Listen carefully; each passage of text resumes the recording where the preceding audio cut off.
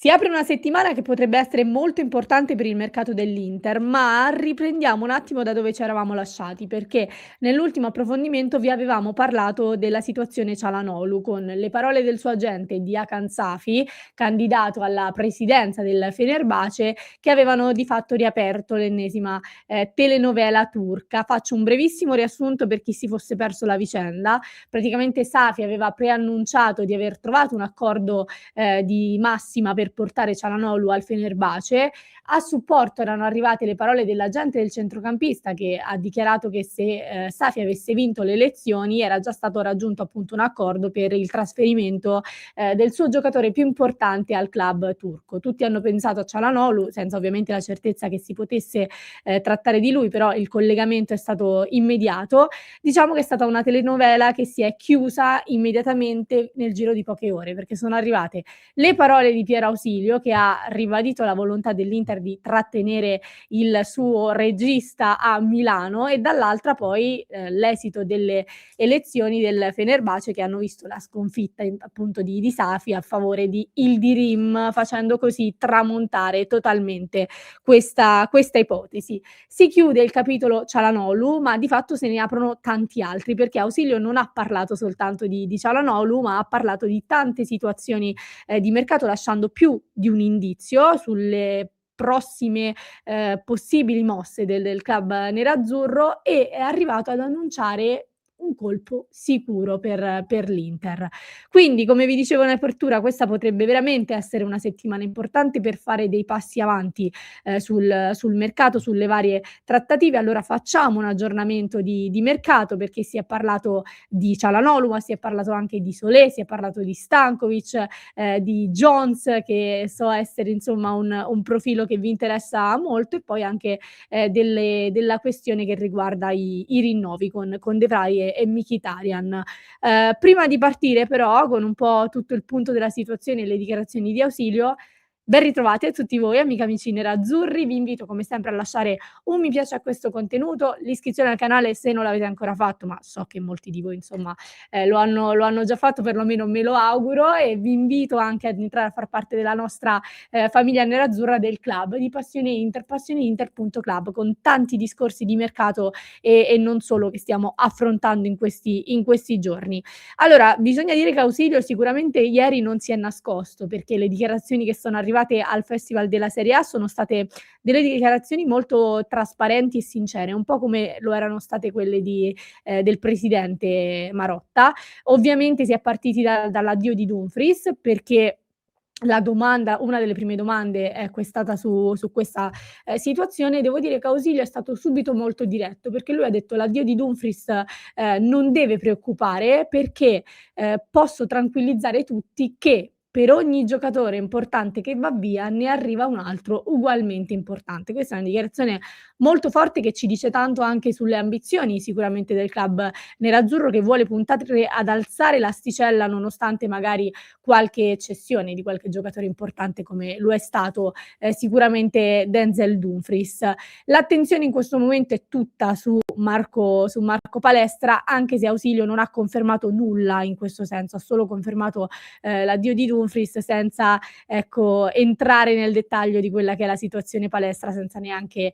nominarlo. Ma un indizio è arrivato in realtà dalle sue parole al podcast di Alessandro Cattelan, Supernova, perché Ausilio ha detto, e cito testualmente: "Dumfries sarà sostituito da un giocatore altrettanto importante", quindi sulla linea di quello che aveva già detto al Festival della Serie A, forte e magari più giovane. Ecco, Palestra è molto più giovane di Dumfries, perché è un 2005 rispetto a Dumfries che è un 96, quindi sicuramente c'è una bella forbice di distanza. Non possiamo dare la certezza che Palestra possa arrivare all'Inter, ma possiamo dare la certezza del fatto che l'Inter sta lavorando per Marco Palestra, e dopo un weekend un po' più di stallo in questo fine settimana tra il Festival della Serie A, insomma, un weekend un po' più di pausa per quello che sono state le trattative, ecco, adesso si apre una settimana nella quale sicuramente qualche passo avanti verrà fatto, perlomeno sul fronte dei dialoghi, perché sappiamo che tra l'Inter e l'Atalanta si deve arrivare ad un punto di incontro per provare a strappare, ecco, questo talento alla Dea, che sicuramente sta alzando il prezzo e sta cercando comunque di provare a guadagnare di più da un'eventuale cessione di questo giocatore. Ausilio ha dato un altro indizio senza parlare appunto di palestra, ma per farci capire un po' la direzione, perché sempre il podcast, di Cattelan ha detto, fondamentalmente che dopo Cancelo, Hakimi, Dumfries c'è la volontà di andare a ricercare un esterno di quel calibro praticamente. Io la domanda che vi pongo immediatamente, e vi aspetto nei commenti un po' per sapere la vostra, è: palestra in questo momento secondo voi, al di là di quella che è la valutazione, perché sappiamo che la valutazione per palestra è molto alta, siamo intorno ai 50 milioni, quindi a livello di valutazione è una valutazione che sicuramente è sul range dei profili che vi ho appena citato. Però dall'altra parte la domanda che vi pongo è: palestra è già a quel livello, parlando proprio di status? Perché insomma il dubbio è su questo, è sul fatto che, sia un giocatore sicuramente molto talentuoso, molto, forte, che può dare un grande apporto all'Inter, ma viste le parole di Ausilio, ecco la mia domanda è su questo: siamo veramente già a quello status lì? Cioè possiamo già inserire palestra in quella fascia di esterni, oppure è ancora, il diciamo il caso di dire che deve dimostrare, ecco, di essere in quella zona lì? Ditemelo voi, nei commenti. Come vi ho detto, parlare di certezza palestra in questo momento è prematuro, lo aveva detto anche il presidente Marotta, però la certezza è che l'Inter sicuramente sta lavorando per provare scusatemi, a portarlo a Milano. Scusatemi, è totalmente andata via la voce nel mentre, spero che non sia un segnale, negativo in questo senso, no, ovviamente, sto scherzando. Diciamo che Ausilio si è sbilanciato invece, mentre è stato più, diciamo accorto sul discorso palestra, è stato più, netto su altri argomenti. Uno di questi sicuramente è quello che riguarda, Solé, che è un nome, accostato all'Inter per il reparto difensivo. Sapete che l'Inter in questo momento libera degli slot per l'uscita, di Acerbi e di Darmian, e si sta trattando invece per De Vrij, adesso ci arriviamo. Questo lo ha detto anche Ausilio, che ha confermato che entro il ritiro, estivo l'Inter farà un acquisto in difesa, farà un colpo in difesa. Quindi ha confermato, ecco, l'intenzione di andare a rinforzare sicuramente anche per necessità, numerica, se vogliamo, il reparto difensivo, e appunto ha anche confermato che Solé è uno dei nomi, insomma nel mirino dell'Inter. In particolare ha detto: "Solé è uno di quei ragazzi che stiamo seguendo, ha fatto, bene in Italia, come lui ce ne sono altri sia in Italia che fuori. Sicuramente appunto ci presenteremo con un bel difensore per l'inizio, della preparazione". Bisogna capire la formula con l'Udinese eventualmente, perché si sta parlando anche di un prestito con obbligo di riscatto per "mascherare" tra virgolette un po' un trasferimento a titolo definitivo, almeno per il momento. Però ecco, questa è la formula di cui si sta parlando, anche se, l'Udinese ha un po' smentito, ecco, il fatto che ci sia una trattativa in corso. Sicuramente però c'è interesse da parte dell'Inter, e questo continuiamo a, confermarvelo. Come vi confermiamo, ma in realtà lo ha confermato lo stesso Ausilio, l'interesse per Curtis Jones. C'è stato un siparietto molto divertente, ieri al Festival della Serie A, perché appunto, qualcuno ha parlato facendo la domanda ad Ausilio, di una minima distanza che eventualmente si può colmare, ecco, per portare Jones a Milano. Ausilio ha detto: "Beh, insomma minima non tanto, cioè i milioni fondamentalmente non sono vostri, quindi vi sembrano pochi, ma in realtà ovviamente sono tanti". Un po' il concetto di base era questo. Ausilio che ha confermato appunto l'interesse per Jones, un interesse che arriva già dalla finestra di mercato, invernale. Lui ha detto che comunque il giocatore ha continuato a fare bene, il nodo è sempre quello di cui vi abbiamo parlato negli ultimi giorni, quindi rimaniamo su quella linea lì, della distanza con il Liverpool, perché comunque il club richiede una trentina di milioni, più, come vi dicevo l'altro giorno in diretta, una percentuale sulla futura rivendita. L'Inter diciamo che vorrebbe spingersi non oltre i 20 milioni, quindi balliamo su 10 milioni, e come dice Ausilio, ecco, non è una distanza proprio, così, poco rilevante, quindi bisogna lavorare, però è un profilo, sul quale l'Inter continua insomma ad essere interessata, ecco, questo va detto. Secondo me quello di Jones poi è un argomento che si lega molto direttamente anche al futuro di Aleksandar Stankovic, perché, la scorsa settimana si è chiusa sicuramente con questa ottima notizia per noi del fatto che l'Inter ha esercitato la clausola di recompra per Aleksandar Stankovic. Vi abbiamo detto più volte che in questo momento non si può parlare di una permanenza sicura,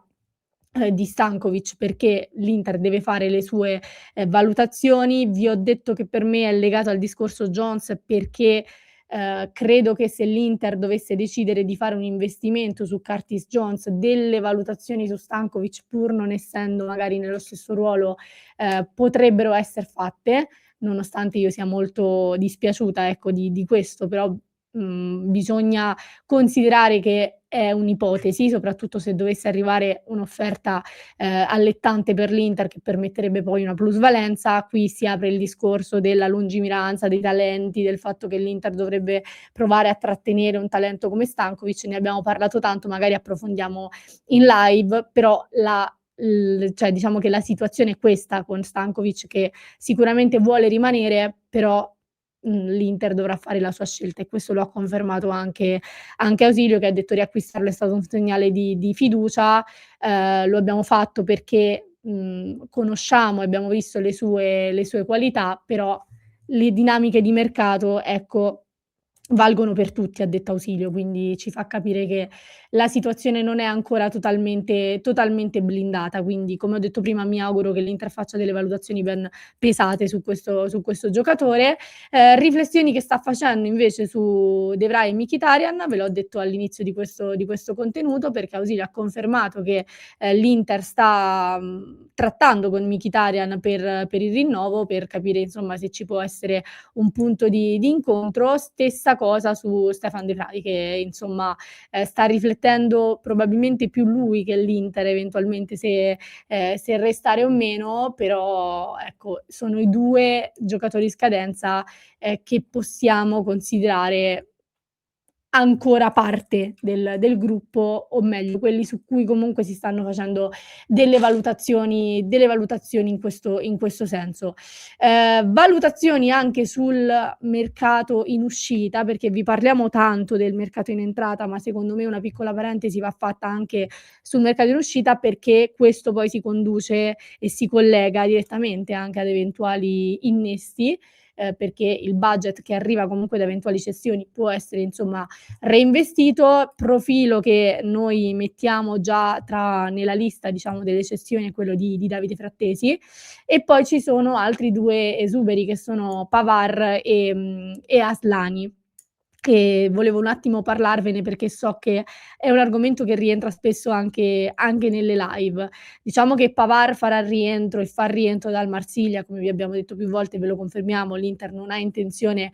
di tenerlo in rosa. Aslani, dopo 2 prestiti, uno al Torino e l'ultimo al Besiktas, probabilmente anche lui farà rientro a Milano, considerando che comunque il riscatto fissato per Aslani non è basso, cioè per me già 12 milioni al Torino era un riscatto abbastanza importante, al Besiktas stiamo sugli 11 milioni, non credo che verrà riscattato, e quindi l'Inter poi dovrà fare,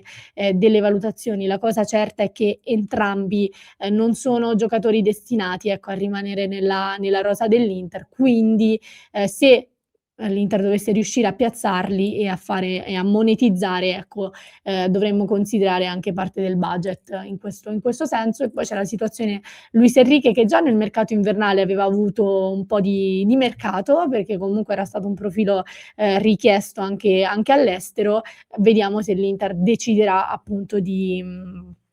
privarsi del giocatore e di fare altre scelte, perché comunque nel momento in cui, decidi di cedere Luis Enrique, sicuramente poi dei ragionamenti sulle corsie laterali andranno fatti, e magari ne parleremo, approfondiremo il tutto in live. Spero di essere stata esaustiva in questo, punto sul mercato. Sicuramente le parole di Ausilio ci hanno aiutati a capire un po' qual è la posizione dell'Inter e che mosse possiamo aspettarci. Hanno un po' confermato tutto quello che vi avevamo, anzi ha un po' confermato tutto quello che vi avevamo detto in questi giorni. Vi ripeto, lo faccio alla fine, forse avrei dovuto farlo all'inizio, che ci dite sempre che non arrivano magari grosse novità, non arrivano grosse notizie, noi preferiamo aggiornarvi su quelle che sono le situazioni reali, piuttosto che riempirci la bocca di nomi o darvi delle notizie che non esistono tanto per fare, un contenuto. Quindi io perlomeno, ma so che anche i miei colleghi, qui su Passione Inter sono sulla stessa linea, preferiamo, ecco, tenervi aggiornati su quelle che sono le situazioni, reali e non sparare nomi tanto per farvi contenti. Quindi vi aspetto nei commenti per sapere un po' la vostra su tutta questa situazione, anche su quella che è stata la posizione di Ausilio, che comunque è stato molto molto sincero e comunque rimanendo discreto si è un po' sbilanciato. Quindi, come avete accolto, ecco, queste parole. Approfondiremo poi tutti i discorsi in live. Io vi ringrazio per essere arrivati fino a questo punto. Nel frattempo lascio un contenuto al link in descrizione per chi ci sta ascoltando in podcast. Se invece ci state seguendo su YouTube, vi basta cliccare qui